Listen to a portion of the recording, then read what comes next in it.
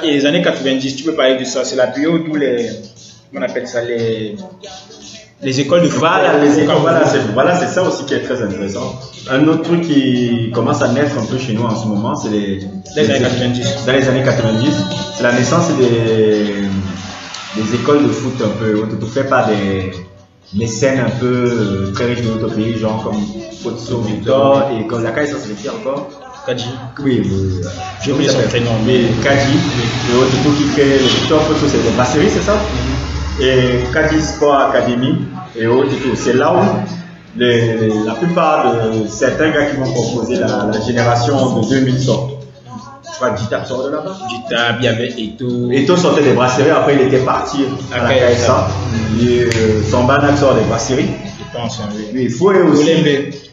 Non, est-ce que Foué était là-bas? Non. Foué était dans les brasseries, non? Oui, Foué était dans le centre de formation de Canon. Je crois que son club formateur c'était Fogap. C'était Fogap, hein. Je pense. Je sais pas. Après, il avait joué au Canon. Oui, il avait commencé au Canon, ouais.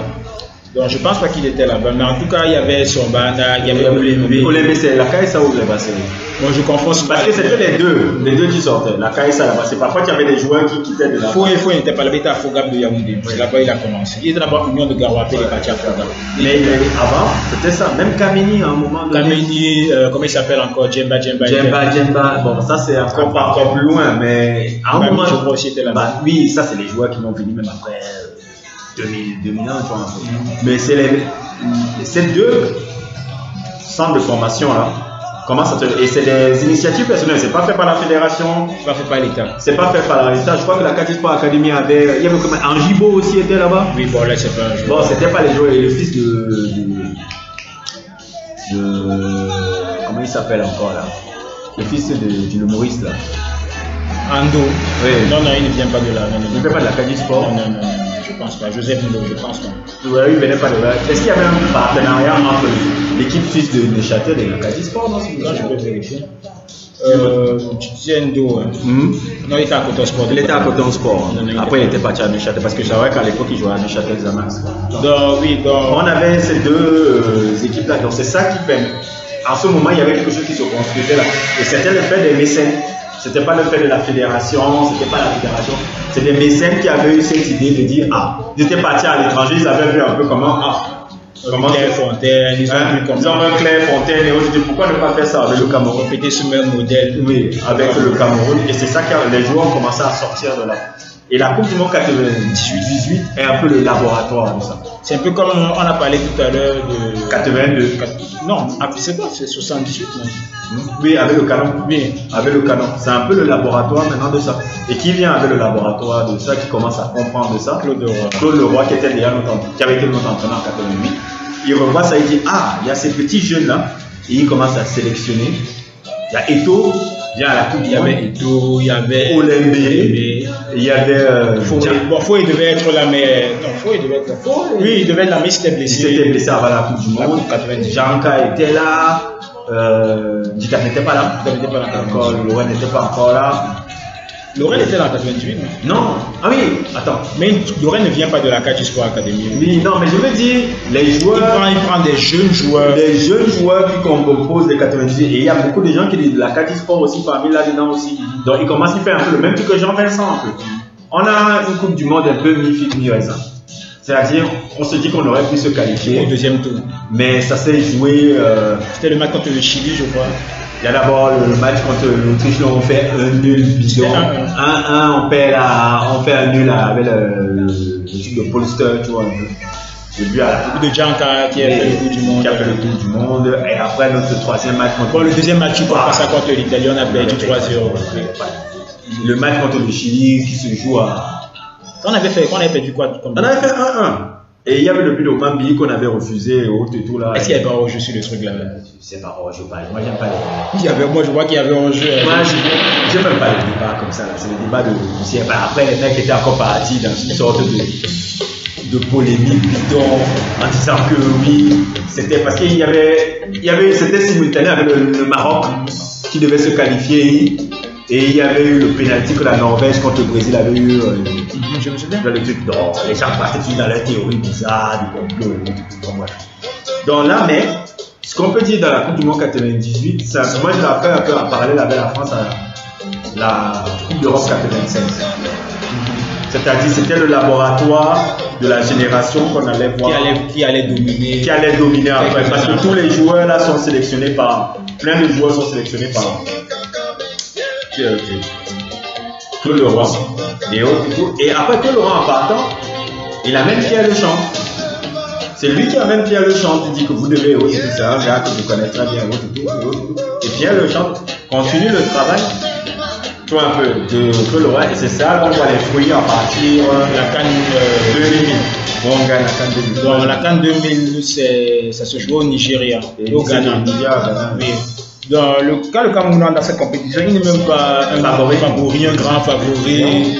Donc, mais au fur et à mesure que les matchs avançaient. On peut même parler de l'anecdote un peu de. Ah oui, que c'est Job qui. Dans le tube avec Ghana avec Job. Oui, donc en fait, pendant la CAN 2000, Eto'o n'est même pas titulaire dans. Parce que la star, c'est celui qui devait être la star du sport. C'était Job. Oui, Job, en fait, lui, il jouait en France, il jouait à Lyon, à Lens. Donc, c'était lui qui était un peu considéré comme la note attaquant. Bon, c'était un bon note attaquant, mais le jeune qui venait derrière, c'était lui. C'était Job, c'était Joseph Job. Mais pendant la compétition, pendant le premier match, il tombe malade subitement. Et c'est là où on insère Eto'o. Mais c'est là où Eto'o découvre sa première compétition. Il avait 19 ans à l'époque. Il avait 19 ans. Oui, bon, il avait 19 ans. Il avait 19 ans à l'époque. Et c'est là où il se révèle vraiment en Afrique. Il était à l'époque. Est-ce qu'il était toujours au Real Madrid? Il était à Leganés, je crois. Il était à Leganés. Il était prêté à Leganés. Et c'est là où Eto'o se relève à la compétition. Les deuxièmes meilleurs buteurs avaient égalité avec Mouma. Dans les 4 buts. Et c'est Bartlett qui était le meilleur. 5 buts. C'est là où on gagne notre première compétition et c'est là. Non, c'est la 3e CAN déjà. Non, je veux dire, c'est là où on gagne. La génération. Cette génération-là gagne la compétition. On était vraiment pas les favoris. Oui, quand la compétition débutait, le Cameroun n'était pas favori de cette compétition. On la gagne. Et c'est notre 3e CAN. Et je crois qu'on a conservé cette CAN-là. Ah oui, parce qu'il faut expliquer qu'après, quand tu remportes 3 CAN d'un même format, tu conserves la coupe et on doit changer la coupe. C'est pour ça qu'à partir de 2002, si les gens remarquaient bien le trophée, comment on nous a remis en 2000, non, j'ai pas le nom en tête. Le trophée qu'on nous a remis en 2000, c'est pas le même qu'on nous a remis en 2002, parce qu'on avait changé le format. Donc on a un truc, et c'est là où le processus de domination du Cameroun, la deuxième, après les années 80, c'est la deuxième phase de domination du football camerounais. Même s'il y a eu une petite interview avec 2001 avec les problèmes, tu te rappelles un peu les éternels problèmes. Ah, le fait qu'on ait changé Pierre Lechamp. Pierre Lechamp qui était notre entraîneur, on avait changé encore pourquoi. Parce que ce qui se passait, c'est qu'en 2000, on est les Jeux Olympiques 2000. C'était un entraîneur continuer encore même ça. Oui, c'est ça, c'est la continuité en fait. Donc, pendant les Jeux Olympiques 2000, le Cameroun gagne les Jeux Olympiques 2000. Avec la base de l'équipe de la CAN. Oui, bon, c'était pas. Il y avait beaucoup d'autres. Il y avait beaucoup de gens, mais la base c'était. Il y avait Titab, Etamé, Eto'o, Boma. C'était la colonne vertébrale de l'équipe nationale. Il y avait beaucoup d'autres joueurs. Oui, il y avait les Mbami, il y avait les Kamili, il y avait autre, mais qui est la colonne vertébrale? C'était les joueurs de la CAN 2000. Donc, on remporte les Jeux Olympiques 2000 et pendant cette compétition, l'entraîneur c'est un Camerounais, c'est Jean-Paul Akono. Et maintenant, après la compétition, il y a maintenant une volonté du public de voir un entraîneur camerounais entraîner l'équipe nationale. Donc maintenant, la pression commence à se faire et les dirigeants se disent qu'on doit remplacer Pierre Lechamp qui a gagné la CAN avec l'équipe senior par Jean-Paul Akono.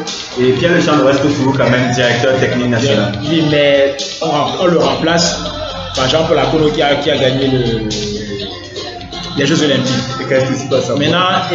C'était pendant les éliminatoires de la Coupe du Monde 2002. Avant l'arrivée de Jean-Paul Akono, le Cameroun avait gagné tous ses matchs. 3-0. C'était tout 3-0, on n'encaissait même pas de but. Et maintenant, dès qu'on a remplacé Pierre Lechamp par Jean-Paul Akono, je crois qu'on avait fait le match nul. C'était d'abord 1-0. 1-0. Le public commençait à dire, mais on a plus de 3-0 habituel. Qu'est-ce qui se passe? Il y a 1-0. Après, dès qu'il y a eu le match nul, je sais plus c'était contre quelle équipe et autre. C'est là où ça a été le vigilant. On a voulu directement. On a voulu. Carrefour, on a bien insulté et tout. Et on a remis Pierre Lechamp sur la Coupe des Confédérés. Fédération, c'était quoi, 2000? Ah, la Coupe des Confédérations et autres, tout qu'on joue en 2001 contre le Japon. Là, on part au Japon pour qui la préparation pour la Coupe du Monde. Et on se fait lamentablement sortir au premier tour. Et autres, tout, tu te rappelles, le Japon. En 2001, oui. Avec Suzuki. Alors que pendant la compétition, on pensait que le Cameroun allait, je sais pas faire quoi et autres et tout. Parce que justement, il y avait eu ces troubles-là. C'est-à-dire, ils avaient comment on appelle ça, dérangé la tranquillité qui s'était installée dans l'équipe en fait. C'est-à-dire, le Cameroun était comme un peu une ligne droite. Ouais. Où tu es dans la tranquillité, tu conduis ta voiture. Tu sais que tu vas, après les gars, bon, stop, on va changer le moteur, on va changer le moteur, on va changer le chauffeur, on va changer tous ces mecs-là. Et après, maintenant, ça crée le bordel parce que les gars, les passagers se disent, mais maintenant, c'est qui nous dirige et autres et tout. Le moteur là, il va même pas trop vite. Donc là, on est après la Coupe du Monde, la Coupe des Confédérations 2002. Le chantre perd encore son poste parce qu'il était revenu. Pour expliquer que quand Akono revient, Pierre Lechamp revient, perd son poste. Je crois qu'il les retourne DTN ou non, il était parti. Je crois que le DTN, il y avait à une époque où c'était Robert Corfou, je ne sais plus. Il y avait d'autres personnes qui étaient dans la territoire nationale en fait.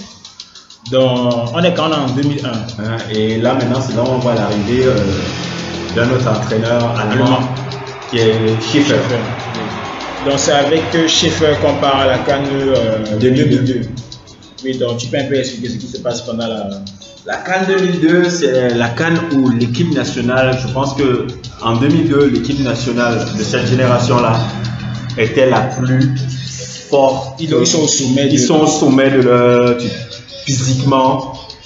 Bon, je n'ai pas dit trop technique parce qu'il n'y avait pas vraiment des grands techniciens, mais tactiquement, physiquement, l'équipe était hors du commun. Le truc était tellement tel que les gars, c'est comme s'ils étaient en. Je me rappelle le match contre le Congo, le premier match qu'on fait contre le Congo. C'est comme s'ils étaient en mode. Comment on dit ça? Gestion. Gasoil, c'est-à-dire, ils appuyaient à l'accélérateur quand ils voulaient, ils calmaient quand ils voulaient. On a tellement dominé cette compétition qu'on n'a même pas encaissé un but. On n'a même pas encaissé un but et autres. Et malgré le fait que pour moi je trouvais que l'équipe du Sénégal pratiquait un meilleur jeu que nous. Et autres et tout, on a réussi à gagner cette compétition sans avoir encaissé un but. Parce que les 1-0, 1-0. Non, mais c'était 1-0 parce qu'ils choisissaient de mettre 1-0. Quand il y a eu le match contre le Mali, où ils ont mis le turbo là, ça a été 3-0 emballé, pesé, aller dormir quoi. Tu te rappelles ce qu'on disait le match contre le Mali, peut-être le match contre le Mali, le Bassala Touré. On disait ouais, les mecs vont. C'est-à-dire qu'il y avait une certaine appréhension par rapport au fait que le Mali c'était d'abord chez eux, la compétition se jouait chez eux, et il y avait un certain engouement avec il y avait l'équipe, les Bassala Touré, Seydou Keita, et autres et tout, Bakayoko, tout le monde commençait à faire les hauts. Ça a été 3-0 vite fait, emballé, pesé et autres. C'était une domination parce qu'ils avaient un style allemand vraiment. On sentait que vraiment la patte de Schäfer était là parce que l'équipe était physique, l'équipe était dans, on peut dire un peu, si tu veux, un peu comme l'équipe de Chelsea de Mourinho là. L'équipe de Bissiding. Ou l'équipe de Lyon des années de Gérard Houllier. Gérard Houllier, tout là où c'est dense, physique avec des joueurs un peu. Alou Diarra, Mamadou Diarra c'était un peu fouet. Isia c'était un peu tissu, on peut dire ça. On ne peut pas faire des assimilés mais le style global de l'équipe était oppressif, il se venait, il te transfert physique, ce qui fait que physiquement tu n'arrivais pas. Même si tu étais, c'est ça qui faisait, même si tu étais plus technique, parce que le Sénégal était beaucoup plus technique que nous. Mais c'est ça qui a fait qu'on gagne. Moi je trouve que c'est l'apogée de cette génération. 2002. Et c'est la canne la plus aussi ennuyeuse, hein, parce qu'il n'y a pas de but. Boma est buteur avec 3 buts. C'était Mboma, Olembe et. Olembe était meilleur buteur pendant ce temps. Oui, Mboma et Olembe sont meilleurs buteurs. Il y avait 3 joueurs qui étaient meilleurs buteurs. C'était Mboma, Olembe et un autre joueur, je me rappelle plus. Ils étaient meilleurs buteurs avec 3 buts. Donc c'était une canne très ennuyeuse, mais le Cameroun a gagné ça. C'est pour ça que quand on les voyait à la Coupe du Monde, la Coupe du Monde 2002, on se disait que mais les gars vont aller sur le Nord-Denis, truc et autre et tout. Et qu'est-ce qui s'est passé? Parce que pour la première fois de l'histoire peut-être du football africain, avant la Coupe du Monde, avant une Coupe du Monde, une équipe africaine partait comme favorite. Bon, c'était pas favorite, je pense. Le deuxième lot. Outsider. Regardons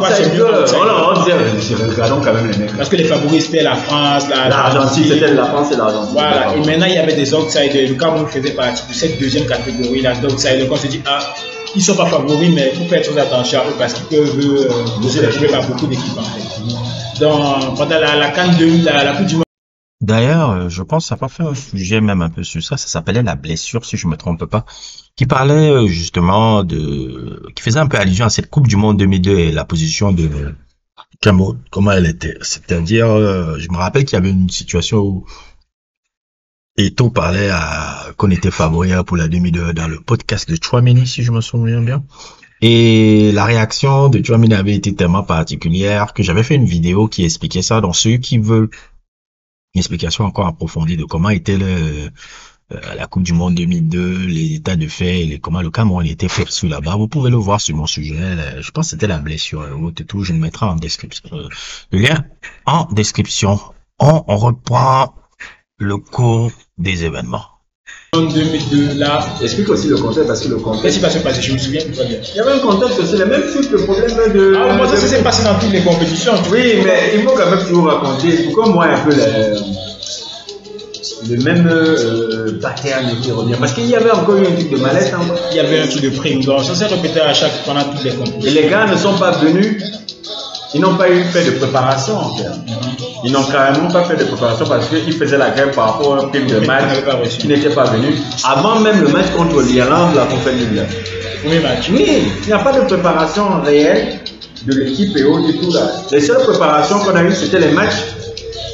Tu te rappelles les matchs qui se déroulaient avant le match Corée le match contre l'Argentine. Même pas le match contre l'Argentine, le match après.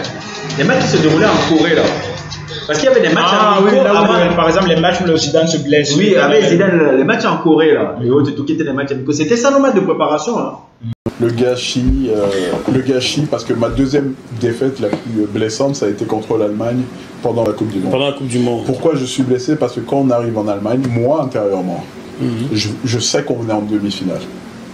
Je suis persuadé qu'on a le potentiel. Comment pouvais-tu penser cela vu comment vous étiez traité? Pour arriver au dernier carré. Le mauvais traitement n'arrive malheureusement que juste avant la Coupe du Monde. Oui. Le seul avion qu'il y a pour faire la ligne régulière Europe-Afrique. Oui. Et nous, on perquisitionne, on réquisitionne cet avion. On réquisitionne cet avion pour nous transporter au Japon. Alors que la FIFA paye des billets d'avion pour une grosse délégation en business class et qui a juste à prendre ce billet d'avion pour partir. Maintenant, nous, on est plus malins. Comme on a trop d'argent, on préfère prendre cet avion. L'argent Qu'est-ce qui se passe? C'est que quand on est à Paris, est incroyable. À l'époque, on est en francs. Oui. Et on nous promet une prime de match, une prime de participation. Le ministre nous promet, non. Nous discutons et obtenons du ministre une prime de participation de 15 millions par joueur. D'accord. 15 millions de francs français. Français. Non, CFA. De francs CFA. D'accord. On est déjà à l'euro à l'époque, 2002, on est déjà à l'euro. D'accord. Arrivé à Paris, là où on doit nous libérer, on nous explique que c'est plutôt 10 millions. Alors que le pacte est... voilà. Le ministre, lui, il est au Cameroun. On est 22 lurons. Ça fait quand même mal. Et là, on dit, on s'entraîne pas. Oh, n'a avant l'heure. On part. On dit au coach, on s'entraîne pas. On va faire un entraînement. On est aux alentours de Roissy, si on était partir de là. Et on fait, encore une fois, une séance entre nous sans les coachs. Pour montrer là-bas. Et moi, j'essaye d'expliquer aux gars. J'ai joué au Japon. Je sais ce que veut dire partir jusqu'au Japon avec les 8 heures de décalage horaire. La difficulté d'absorber ce décalage horaire. J'explique aux gars, partons Ça ne changera rien qu'on demande de l'argent à Paris ou au Japon. Et les gars convaincus, non, non, non, si on l'a pas, on l'aura pas, etc.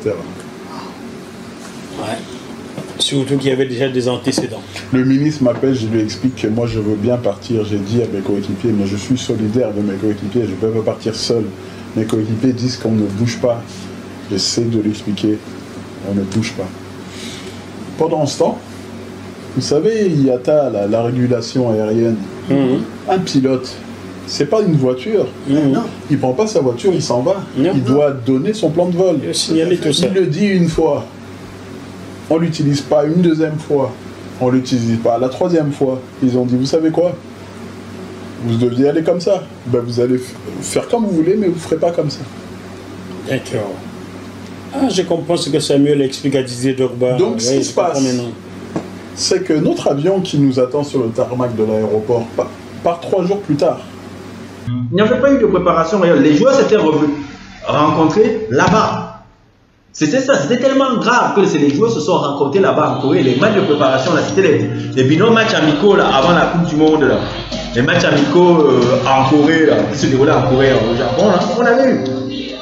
C'était très grave. Là, c'était encore pire que celle de 94, il y avait la mallette.